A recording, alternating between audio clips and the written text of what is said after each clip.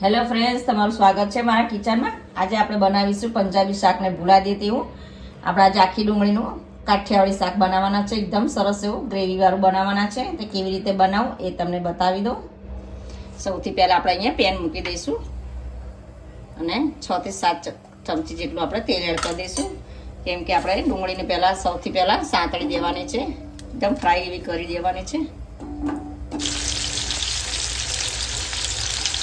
તમે આ રીતે જો ફ્રાય કરીને ડુંગળી તમે શાક બનાવશો તો બહુ એવું ટેસ્ટી એવું લાગે છે। તમે ડાયરેક્ટ ડુંગળી નાખો એના કરતાં રીતે ફ્રાય કરીને તમે જરૂરથી બનાવજો।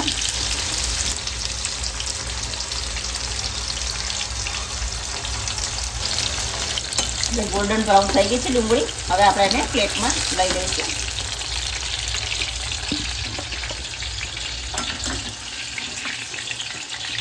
હવે આપણે તેલમાં 1 ટેબલ સ્પૂન જેટલી આપણે રાઈ એડ કરી દઈશું અંદર।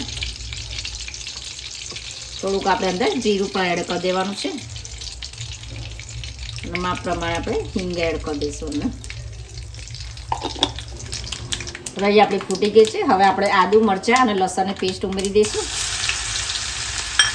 અને અહીંયા આપણે 2 ટામેટાની પ્યુરી બનાવી છે એ પણ અંદર એડ કરી દઈશું।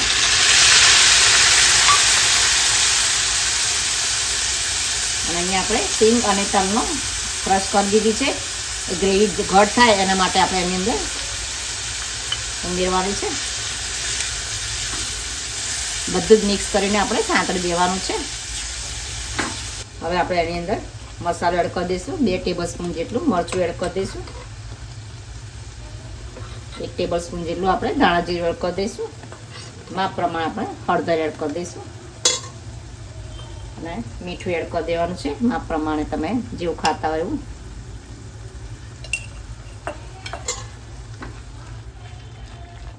હવે આપણે ટામેટામાંથી જે ગ્રેવીમાંથી પાણી છૂટે તરત જ આપણે એને ડુંગળી અંદર ફ્રાય કરી દઈશું। હવે આપણે તેલ છૂટું પડી ગયું છે। હવે આપણે એની અંદર ડુંગળી એડ કરી દઈશું। જે ફ્રાય કરી છે એ ડુંગળી જ આપણે અંદર એડ કરી દઈશું। આપણે થોડુંક આપણે અડધો ગ્લાસ જેટલું પાણી એડ કરી દઈશું। તમારે જેવી ગ્રેવી કરવી હોય એ પ્રમાણે તમારે પાણી અંદર ઉમેરવાનું છે।